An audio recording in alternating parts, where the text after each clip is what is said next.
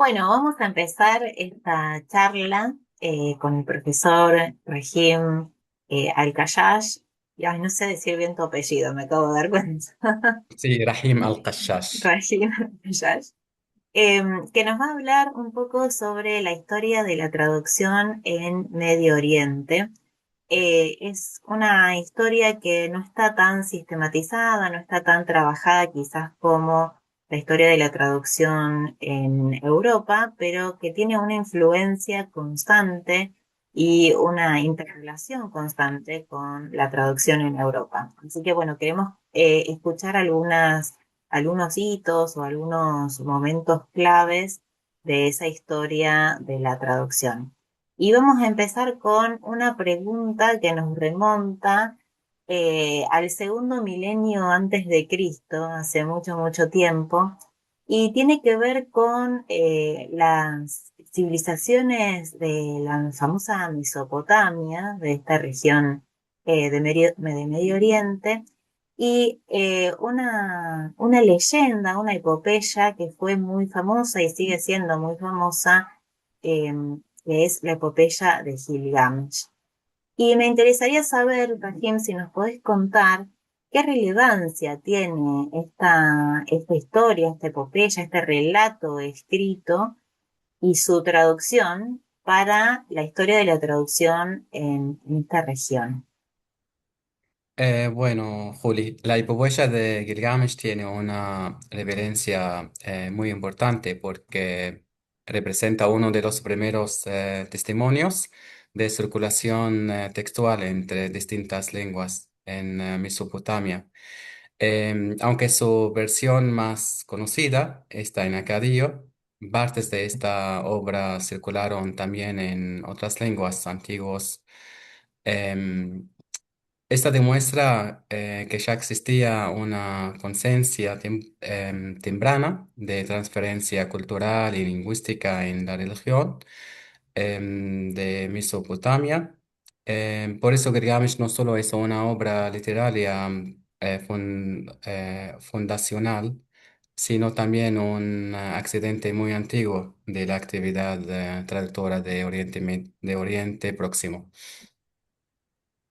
Bien, bueno, entonces es realmente un hito para la traducción en todo el mundo, podríamos decir, por su gran antigüedad y también una forma de conocer esa actividad traductora en esta época tan antigua, ¿no? Hace tantos, tantos años. Si avanzamos un poquito en la historia y pasamos ya al mundo islámico, ¿cuál consideras que es el origen o el comienzo de la traducción en el mundo musulmán? Bueno, podemos situar el inicio de la actividad de traducción en el mundo musulmán en los primeros tiempos del Islam, especialmente en el ámbito administrativo y diplomático. Un ejemplo muy conocido en la cultura islámica es el de Yazid bin Thabit. Eh, perdón, Ziyad bin Thabit, que era eh, como puede ser como secretario del profeta Muhammad, que bueno, en un momento le pidió que aprendiera la lengua hebrea em, para poder comunicarse con los judíos y para traducir correspondencia oficial. Esto indica que la traducción apareció primero como necesidad política y administrativa antes de convertirse en una actividad intelectual organizada. Bien, muy interesante. O sea, ya desde el comienzo, desde el profeta, tenemos a traductores que conocemos con nombre y apellido, digamos, famosos, que están trabajando en este aspecto diplomático de la comunicación intercultural, ¿no? ¿Y en qué Claro. periodo comienzan los primeros intentos organizados de traducción en Medio Oriente? Y los primeros intentos organizados comenzaron en la época Omeya, especialmente durante los siglos el sexto y el octavo. La figura más representativa es Khalid ibn Yazid ibn Muawiyah, era una califa, quien promovió la traducción de textos científicos del griego, del egipcio al árabe, sobre todo en medicina, alquimia y astrología. También el califa Omar bin Abdulaziz impulsó la traducción de textos médicos del siríaco al árabe. Estas iniciativas todavía eran limitadas, pero prepararon el gran desarrollo posterior. Bien, y acá vemos también la conexión, como decíamos al principio, con el continente europeo, ¿no? Porque vos mencionabas una lengua europea como es el griego y este trabajo intelectual conjunto, podríamos decir, a través Ujú. de la traducción. ¿Y cómo se fue expandiendo la actividad traductora, esta sistemática encargada desde el poder político, digamos? Bueno, la expansión sistemática se produjo durante el periodo Abbasí, especialmente bajo tres califas, Al-Mansur y su hijo Harun al-Rashid, y después el hijo de Harun al-Rashid se llamaba Al-Ma'mun. En esta etapa la traducción pasó a ser una política cultural organizada del Estado.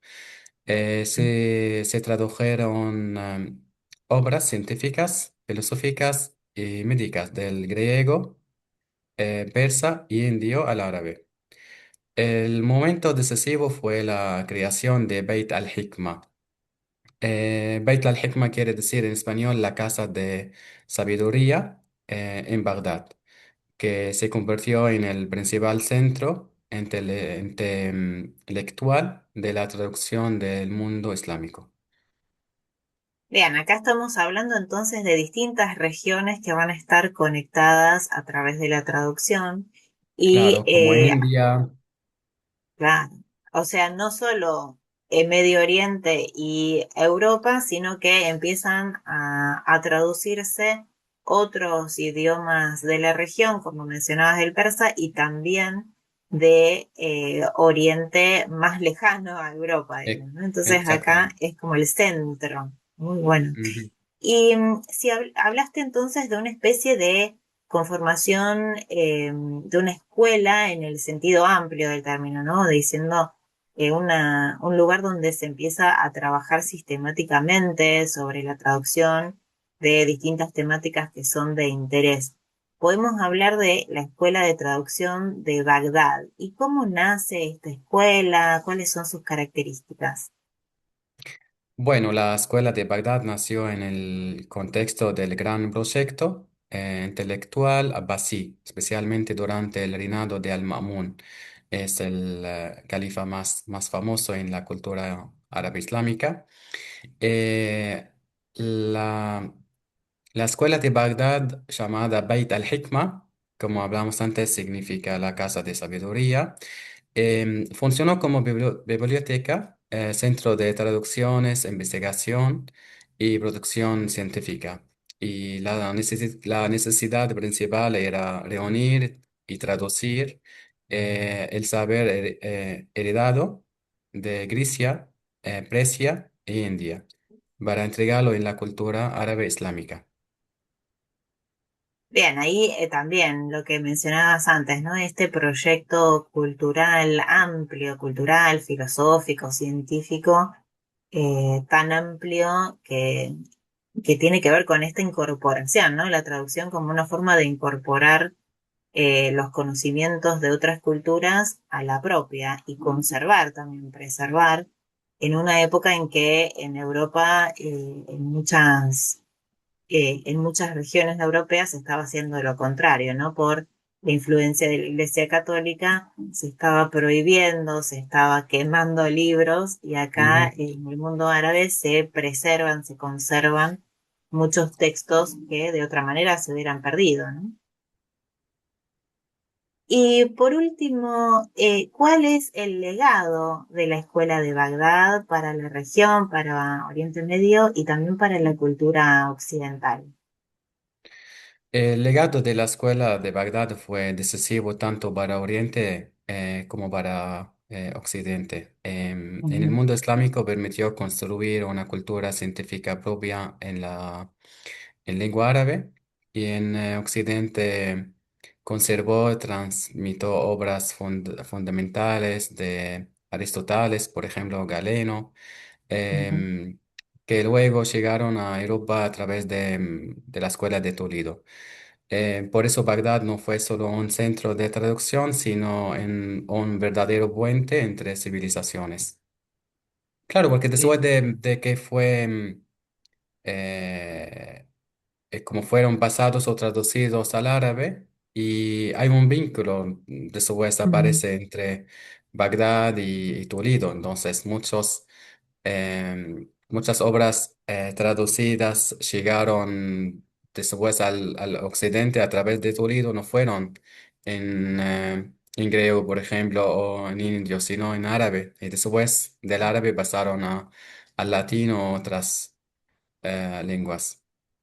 Me parece interesante también que hoy hablamos del inglés como la lengua de traducción a la cual se traducen todas las otras lenguas y desde la cual se traduce a otras lenguas. Y quizás en ese momento la lengua de traducción era el árabe, ¿no? Por Era el esto que árabe, comentás exactamente. del el árabe era el puente entre Oriente y Occidente con su propia historia. Por esto de, bueno, la parte de esa historia que había perdido todavía estaba conservada, transformada, retrabajada en árabe. Qué importante también para repensar el presente, ¿no? Pensar que no, Claro, no es una sola lengua y hay una lengua que es mejor que otra, sino que claramente a lo largo del tiempo fueron distintas lenguas y la importancia del trabajo de traducción que impulsa esas lenguas y hace que se claro. pueda justamente. Sí. No, hablamos también como lo que dices sobre el árabe pasó también con el siríaco, que antes era la Ujú, lengua como casi oficial para el mundo, sobre todo en el Oriente. ujú, Y por eso los primeros traductores tenían que hablar y saber siríaco ujú, para traducir después al árabe, porque también eh, como había muchas obras en otras lenguas y no tenemos la versión original, sino la versión traducida al siríaco y después la traducción al árabe como conservó estas obras.